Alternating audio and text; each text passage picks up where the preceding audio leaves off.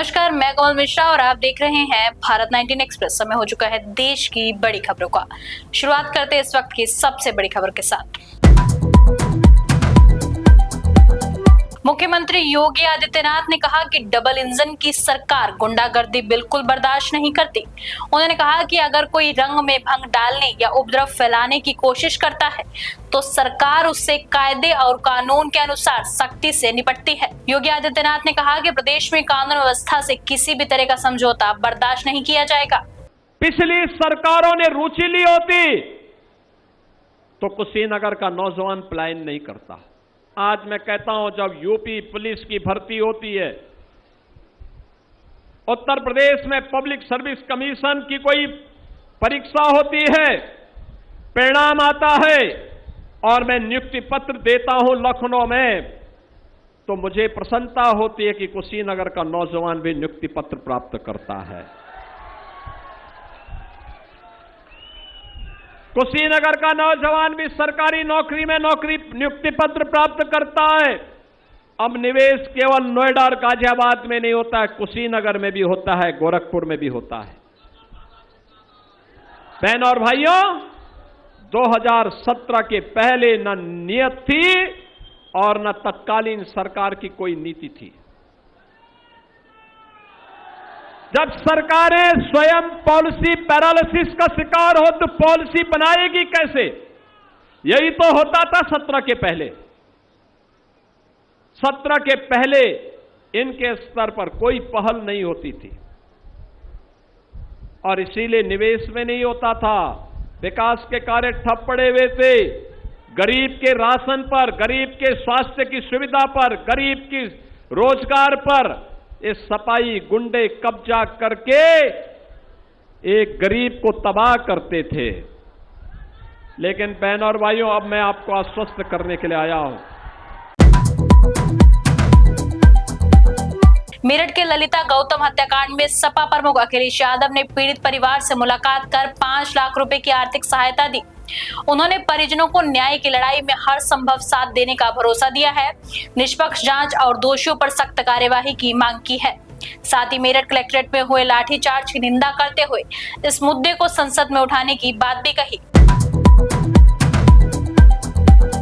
लखनऊ में बसपा प्रमुख मायावती ने कहा कि कुछ लोग अपने राजनीतिक स्वार्थ के लिए दलितों को सड़क पर उतरने के लिए उकसाते हैं, जबकि न्याय संविधान और कानून के दायरे में रहकर लड़ने से मिलता है। उन्होंने बाबा साहेब डॉक्टर भीमराव अंबेडकर की वोट की ताकत और सत्ता की मास्टर चाबी के संदेश को दोहराते हुए दलित समाज से उग्र आंदोलनों से बचने की बड़ी अपील की है। मीडिया बंधुओं, जैसा कि ये सर्वविदित है कि देश के करोड़ों दलितों एवं अन्य उपेक्षित वर्गों के मसीहा व भारतीय संविधान के मूल निर्माता परम पूज्य बाबा साहब डॉक्टर भीमराव अंबेडकर अपने जीते जी अपनी काबिलियत, बुद्धिमत्ता व सूझबूझ से तथा जातिवादी लोगों के साम दाम दंड भेद आदि हथकंडों को भी ध्यान में रखकर इन वर्गों के लोगों को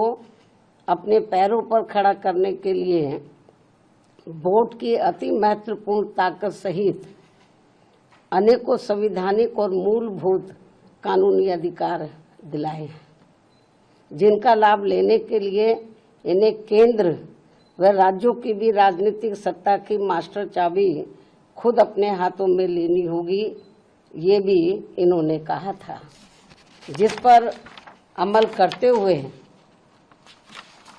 मान्यवर श्री कांशीराम जी ने बीएसपी का गठन किया है।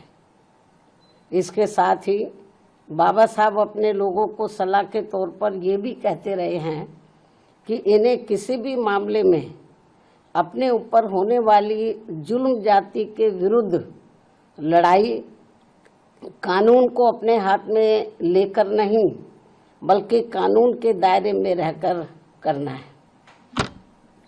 संघर्ष आदि भी कानूनी दायरे के अंदर रहकर ही करना है और यदि मामला अदालत में जाता है और निचली अदालत में इंसाफ नहीं मिलने पर फिर इनको आगे सर्वोच्च अदालत में जाना चाहिए। ये सब व्यवस्था भारतीय संविधान में है, न कि इसके लिए जिला मेरठ, जिला सहारनपुर, जिला प्रयागराज व जिला हरदोई आदि की तरह तथा आए दिन देश के अन्य राज्यों में भी सड़कों पर उतरना है। और जो भी ऐसे संगठन व पार्टियां आदि अपने संकीर्ण राजनीतिक स्वार्थ के लिए इन वर्गों के दुखी व पीड़ित लोगों को भड़काकर व गुमराह करके उन्हें सड़कों पर उतारती हैं,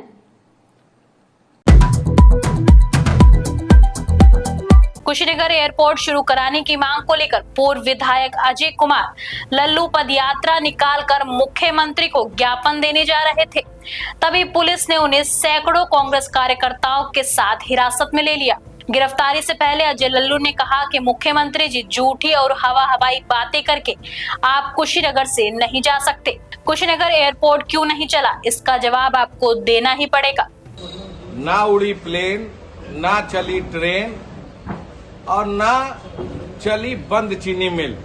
यही है भारतीय जनता पार्टी का विकास। आज मुख्यमंत्री जी आए टेकुआटार, बड़े बड़े उद्घोषणा कर और उद्घाटन कर चले जाएंगे और कल पेपर के सुर्खियों में होगा, टीवी की सुर्खियों में होगा, हजारों करोड़ का उद्घाटन माननीय मुख्यमंत्री जी ने किया। मेरा मुख्यमंत्री से सवाल है, या तो आप झूठ बोलते हैं या आपकी सरकार झूठ बोलती है। 260 करोड़ के लागत से बना एयरपोर्ट आखिर कब चालू होगा? किसानों की जमीन आपने क्यों ली? अगर आप एयरपोर्ट चालू नहीं करा सकते तो किसानों की जमीन को वापस करिए। अंतर्राष्ट्रीय एयरपोर्ट है, 260 करोड़ की लागत से है और उत्तर प्रदेश का सबसे बड़ा रनवे होने के बाद भी आज तक एयरपोर्ट का न चालू होना क्या आपके विकास का मॉडल है? पिछले दिनों जब हम लोगों ने आंदोलन किया था, पदयात्रा की थी, उस समय भी सरकारी जो अधिकारी थे, एयरपोर्ट के डायरेक्टर थे, उन्होंने कहा था जल्द उड़ान होगी।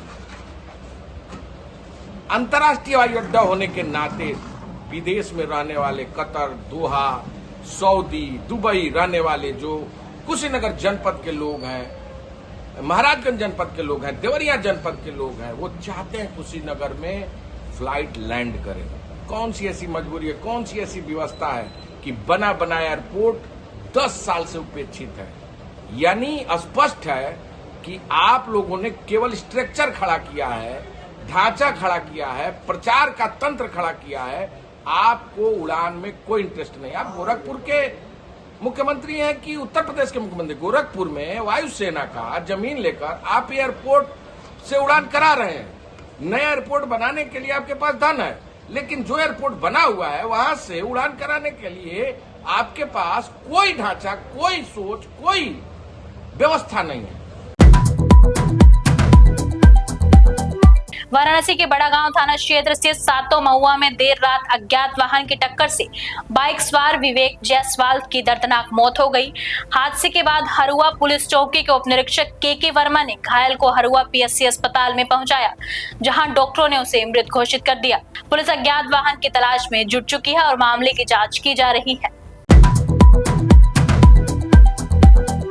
वाराणसी के रोहनिया में नेटवर्क मार्केटिंग के नाम पर बड़ा खुलासा हुआ है, जहां एक मकान में 200 से अधिक युवक युवतियों को कथित तौर पर बंधक बनाकर रखने का मामला सामने आया है। बताया जा रहा है कि बंधक बनाए गए युवक युवतियां उत्तर प्रदेश, बिहार और झारखंड के रहने वाले हैं। मामले की सूचना मिलने पर पुलिस मौके पर पहुंची और जाँच शुरू कर दी है। कितना पैसा मिला? मैम मेरे को 1 रुपया पैसा नहीं मिला। मेरे से 30 ले लिए है। अब मेरे को बोल रहे थे अगर पैसा आज भी ना लाओगे तो तुमको मारा जाएगा। तो एक तरीके से ये फिजिकल और मेंटल एक्सप्लॉइटेशन भी है। इनको 2 दिन तक साइकोलॉजिकल ट्रेनिंग भी दी जाती है ताकि ये उस चीज को समझ ले और अपोज ना करें। एक तरीके से मेंटल इंडोक्ट्रिनेशन भी इनकी माइंड वॉश किया जाता है बच्चों को। तो कल जब हम गए एसीपी साइबर, कुछ बच्चे तो इतना अग्रेसिव हो गए थे, खुद एसीपी साइबर ने सब बच्चों को बात करके समझाया कि आप फ्रॉड में फंसे हो, ये आपके साथ फ्रॉड हो रहा है। अयोध्या में राम जन्मभूमि तीर्थ क्षेत्र ट्रस्ट के संभावित पुनर्गठन को लेकर नई मांग उठी है। सनातन रक्षक संघ के राष्ट्रीय अध्यक्ष मुकुंद माधव त्रिपाठी ने ट्रस्ट में स्थानीय संत महंतों और राम मंदिर आंदोलन से जुड़े परिवारों को प्रतिनिधित्व देने की मांग की है।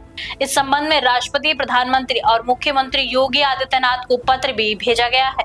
हमने जो है महामहिम राष्ट्रपति महोदया, माननीय प्रधानमंत्री और उत्तर प्रदेश के यशस्वी मुख्यमंत्री परम पूज्य योगी आदित्यनाथ जी महाराज को पत्र लिखकर ये मांग किए हैं कि अयोध्या कुछ तथाकथित कारसेवकों ने बदनाम करने की कोशिश की है। उससे अयोध्यावासी काफी आहत हैं और इस आहत का भरपाई करने के लिए परम पूज्य योगी आदित्यनाथ महाराज हमेशा कार्य करते रहते हैं। उनके दिशा निर्देश में ट्रस्ट ने ये बैठक किया था, उसमें कहा था कि हम जो है ट्रस्ट में कुछ बदलाव कर रहे हैं। तो हमारी मांग है कि ऐसे 3 लोगों को ट्रस्ट में जोड़ा जाए जिनके माँ, भाई, बहन या बेटा या पति हो जाए। ऐसे उन 3 परिवारों को जोड़ा जाए जिनकी श्रद्धा हमेशा राम मंदिर में और राम मंदिर आंदोलन में रही है और अपने परिवार से वो दूर हो गए। उनकी हत्या समाजवादी पार्टी के शासनकाल में कर दी गई। ऐसे लोगों को उस ट्रस्ट में जोड़ा जाए।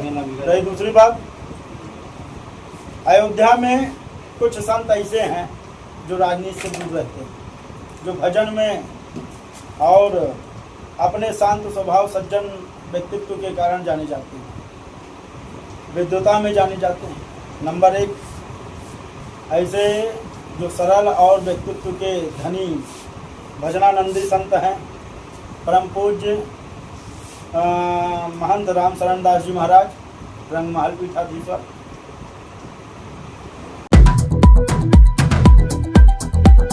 कानपुर सांसद पप्पू यादव ने राम मंदिर ट्रस्ट को लेकर भाजपा और आरएसएस पर निशाना साधते हुए कई सवाल उठाए हैं। उन्होंने चढ़ावा मामले में जवाबदेही तय करने, ट्रस्ट गठन, इस्तीफों और कार्यवाही को लेकर केंद्र सरकार से जवाब मांगा है। पप्पू यादव ने सवाल किया कि अगर सब कुछ ठीक था तो चंपत राय और अनिल मिश्रा ने अपने पदों से इस्तीफा क्यों दिया और प्रधानमंत्री नरेंद्र मोदी इस पूरे मामले पर आखिर क्यों चुप है। भगवान के नाम पर राजनीति करने वाले लोग, जिन्हें सनातन की संस्कृति, उसके वैभवता का कोई पता नहीं, इनका जन्म हुआ अभी जुम्मे 100 दिन पहले, जिन्होंने न तो भगवान को जाना, वो गजनी की बात करने वाले भारत के गजनी से मैं जानना चाहता हूं कि सारे मंदिर और ट्रस्टों पर आरएसएस, भाजपा और कॉरपोरेट का पूरा राज क्यों है? संतों का क्यों नहीं? न्यायाधीश का क्यों नहीं? आम आदमी का क्यों नहीं? सारा मंदिर गलत बेईमान पर्ची निकालने वाले बाबा शंकराचार्य के पास क्यों नहीं? संत के पास क्यों नहीं? ये नकली बाबा कौन है? कौन लोग हैं? इसीलिए 3 बड़े सवाल हैं हमारे नेता और कांग्रेस और देश का। एक सवाल है, जब ट्रस्ट का गठन प्रधानमंत्री की देखरेख में हुआ तो घोटाले की जवाबदेही कौन लेगा? मेरठ के ललिता गौतम हत्याकांड में बवाल बढ़ गया है। कलेक्ट्रेट लाठीचार्ज और थप्पड़ मारने के वायरल वीडियो को लेकर एनएचआरसी में शिकायत दर्ज कराई गई है। वहीं पीड़ित परिवार से मिलने जा रहे सांसद चंद्रशेखर आजाद को मेरठ की काशी टोल प्लाजा पर पुलिस ने रोक दिया, जहां समर्थकों और पुलिस के बीच नोकझोंक भी हुई है। ये सड़क किसकी है? सड़क है? कौन कह रहा था? सड़क तय करोगे आप? मालिक हो गया आप? कर्मचारी हो आप? मैं इंस्पेक्टर हूँ, इंस्पेक्टर ही रहूंगा। हाँ, मैंने आपको बता दी क्या? देखिए मैं हाथ जोड़ कर बता रहा हूँ, इंस्पेक्टर हूँ, इंस्पेक्टर ही रहूंगा। कौन मना कर रहा है कि आप इंस्पेक्टर नहीं है? कौन तय करेगा गाड़ी कितनी निकलेगी? क्या क्यों कर रहे हो, क्यों गाली क्यों दे रहे हो आप? हमारे अधिकारियों का आदेश है। आपके अधिकारी मालिक नहीं है, हाथ जोड़ रहा हूँ, गाली देने लोकतंत्र है की ये। आवश्यकता ही नहीं है। हाँ, लोकतंत्र है ये, गाली देकर दिखाओ आप। की मुझे आवश्यकता ही नहीं है। ये कह रहे मुकदमे लिखे, मुकदमे लिख दो हमारे पास। गाली चंदौली के पंडित दीनदयाल नगर मुगलसराय में जीटी रोड चौड़ीकरण के दौरान 200 साल पुराने काली मंदिर का गुंबद अचानक सड़क पर गिर गया। हादसे में पीडब्ल्यूडी के संविदा कर्मचारी बलदेव यादव की मलबे में दबकर मौत हो गई, जबकि एक राहगीर गंभीर रूप से घायल हो गया। बताया जा रहा है कि सड़क चौड़ीकरण के लिए मंदिर का ध्वस्तीकरण किया जा रहा था। हापुड़ की नगर कोतवाली क्षेत्र में एक स्कूल शिक्षिका ने सीलबंद बोतल से पानी समझकर कथित तौर पर तेजाब पी लिया, जिससे उनका गला गंभीर रूप से झुलस गया है। घटना के बाद शिक्षिका को पहले स्थानीय अस्पताल रेफर किया गया, फिर गंभीर हालत में मेरठ जिला अस्पताल रेफर किया गया है। ये पूरा घटनाक्रम दुकान में लगे सीसीटीवी में कैद हो गया है। पुलिस ने दुकानदार को हिरासत में लेकर जांच शुरू कर दी है। वहीं दुकानदार का दावा है कि बोतल फैक्ट्री से ही सीलबंद आई थी और उसने किसी तरह की छेड़छाड़ नहीं की है। फिलहाल आज की बड़ी खबरों में इतना ही। ऐसे ही लेटेस्ट अपडेट के लिए देखते रहिए भारत 19 एक्सप्रेस। देश की हर खबर सबसे पहले